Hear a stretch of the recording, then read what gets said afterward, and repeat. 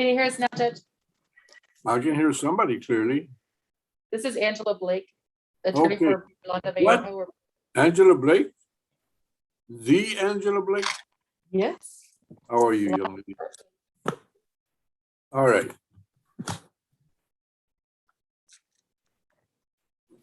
Yolanda Vallejo, would you raise your right hand, please?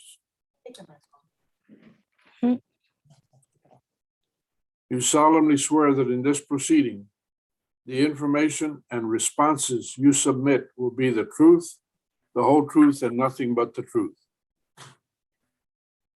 Yes, Thank you. You may put your hand down. Ms. Vallejo, you were charged with driving while intoxicated.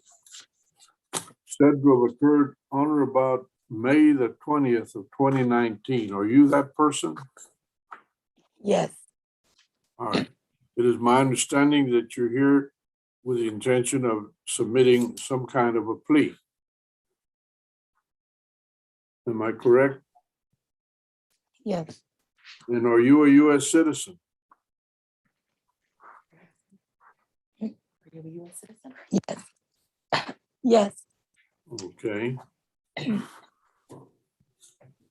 Now, before I proceed, I need to inform you of, we're taking a record of this. Ms. Kayleen Rivera is the court reporter. She's official court reporter making an official record. We're going to discuss these things, and a lot of these things are going to be repeated in writing. But we are creating this record. First of all, you have the right to remain silent. That means that you do not have to make any kind of statement. You don't have to answer questions. You don't have to submit written paperwork into this hearing. You understand you have the right to remain silent. yes, Can y'all hear me there? Yes, we can hear you, Judge. Okay, I'm not hearing the response. Is there a problem? No, I think she's just a little nervous, Your Honor. But she is able to respond. Okay. Did you hear what I said about you have the right to remain silent? yes, Do you understand that you have that right? yes, Secondly, you have the right to a jury trial. That means that you and your attorney and the state could select 6 people from a pool of disinterested citizens who would hear all the evidence, the testimony. They would see everything, material or otherwise, and then decide whether you are not guilty or whether you've been proven guilty beyond reasonable doubt. You understand you have that right? yes, You have the right to confront witnesses. If you decided to go to trial, the state would have to try and prove you guilty by submitting witnesses, and you and your attorney would have the right to cross-examine, question, or challenge any witness who would testify. You understand you have that right? yes, You also have a right called the right to appeal. That is a right wherein you, yourself, or your attorney, or the two of you together could demand that a higher court review the official record, all the evidence, everything involving this hearing or this trial, or this matter rather, and make whatever legal challenges you want. That's called the right of appeal. Now, I would caution you, it requires obedience to legal timelines. It requires that you submit the proper form and substance of documents. But nonetheless, I'm informing you that you have a right to appeal. Do you understand that right? yes, Also, you have the right to demand an open public hearing on this matter. Now, this is a bit of a hybrid because you're in the open public courtroom, but I am not. And others that are part of this hearing are not in the courtroom. Nonetheless, you have the right to demand that this be a full, open public hearing in the courtroom. You understand you have that right? yes, sir. And the state also has that same right. Both sides have that right. Is that understood? Yes, sir. Now, in order to proceed, you had to review documents and sign those. Did your attorney, Angela Blake, assist you and counsel you concerning the documents that are part of this hearing that you have signed? Yes, sir. So any document that has your signature in this proceeding, you knew what it was and you had the guidance, the help of your attorney. Yes, sir. All right. Now, the first document that I want to just refer to briefly is the document that I mentioned a while ago. There's a document that's titled Defendant's Consent to Video Conference. Did you review and understand that document?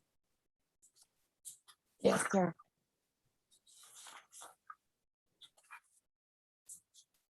All right. And Ms. Blake, did you assist Ms. Vallejo in reviewing and filling out the documents, including her signature on the documents that are part of this proceeding? Yes, Your Honor. All right. Now, Ms. Blake, did you sign the document?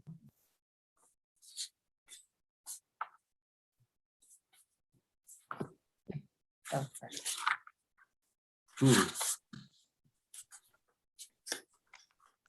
Maybe not.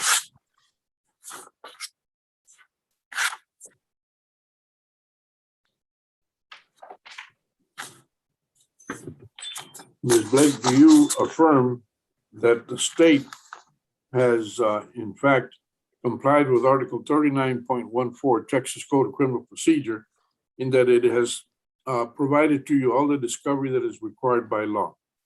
Yes, Your Honor. All right. Now, Ms. Vallejo, Yes, I sir. have in front of me a document that's titled Defendant's Waiver of Constitutional Rights in Court's Admonition. It has your signature on the back and that of your attorney. In that document, it identifies you. It says that you're going to plead nolo contendere to the charge of DWI. It also explains that the range of punishment for that charge is a fine from $0 to $2,000 and jail from 72 hours to 180 days in jail. Did you see and understand that document? Yes, sir. And you did sign it. Yes, sir. Okay.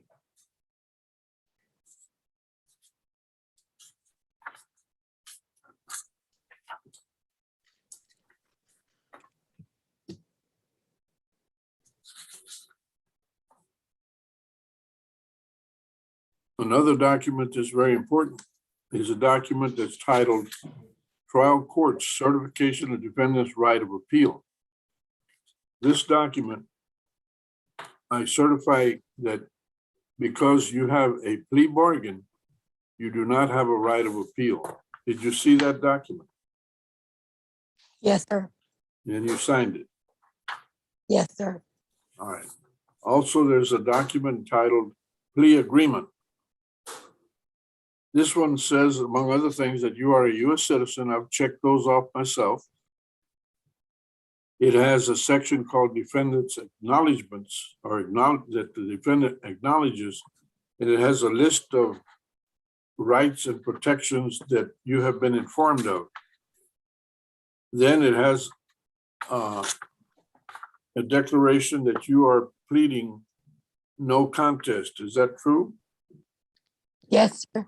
Do you understand that a no contest plea is considered a guilty plea by this court? Yes, sir. Do you understand that a no contest plea is sufficient for me to convict you?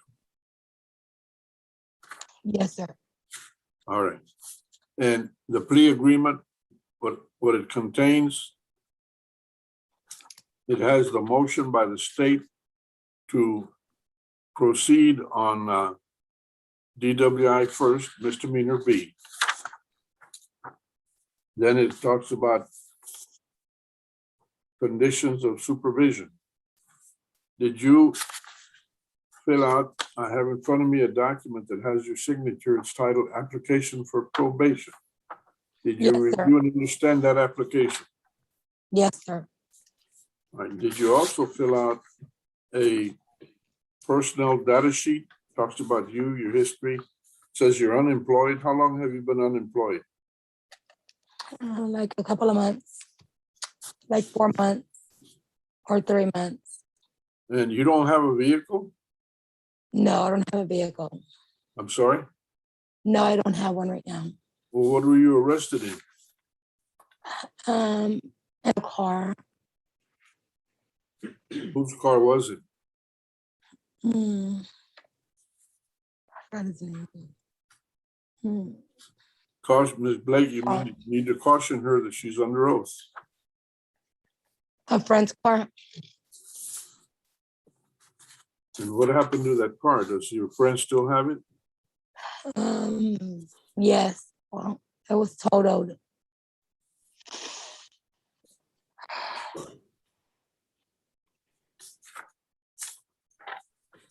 All right. To the charge of DWI, misdemeanor B, how do you plead, ma'am? Guilty. No contest. Your plea is no contest. I note that for the record. Again, a no contest plea is considered a guilty plea in this court and is sufficient for me to convict you. Do you understand that? Yes, sir. Did anyone threaten you, intimidate you, or promise you anything other than the plea bargain in exchange for your plea of no contest? No, sir. I'm sorry? No. No. All right. I accept your plea of no contest. Based on your plea and the evidence, I find you guilty. State, the document in front of me says that you're sentenced to, you agreed to a punishment of 180 days, Bexar County Jail, probated for a term of 12 months. You're fined $500, 48 hours of community service restitution will be performed by you. You have to submit regular urine samples for analysis under the supervision of the probation office. You will complete the DWI education program, DWI victim impact panel, a TAP evaluation, and follow the recommendations. What, you have no income, you said. What were you doing when you did work? A cashier. You what? A cashier. Cashier where? On Presa. And what happened to that job? I'm not working there no more.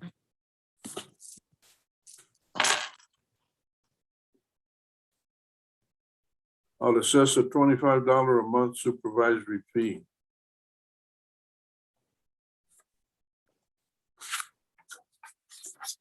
Ms. Blake, you might want to talk to your client. I'm a little uncomfortable with her responses. I have documents here for you to take with you.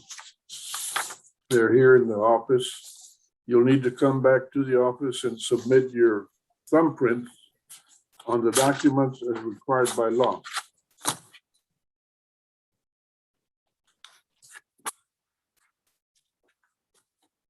Any questions? No, sir. Just so you know, probation is a written, legal, binding agreement between you and this court. Your agreement is that you will live up to 100% of the conditions of supervision. My agreement is that I will not put you in jail, although you've been sentenced to 180 days, so long as you live up to the conditions. You violate the conditions, the state may ask me to bring you in for an official hearing, at which time I can and may well put you in jail for the 180 days. Do you understand? Yes, sir. All right. Judge Thomas, was a fine and is she pleading to DWI? She is pleading to DWI, from my understanding. Mhm.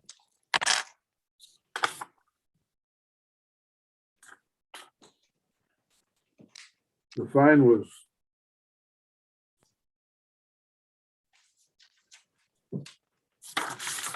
let me take a quick look here. $500 fine, 500 probated. That means that if you live up to all the conditions, you don't have to pay the $500 fine. But if you don't live up to all the conditions, you won't enjoy the result. All right, questions, Ms. Vallejo? No, sir. Ms. Blake? And only that my client does need to see probation this afternoon. And since she's in the courtroom, is your CLO also here? Or did she head over to probation? No, I'm here. I can speak to her.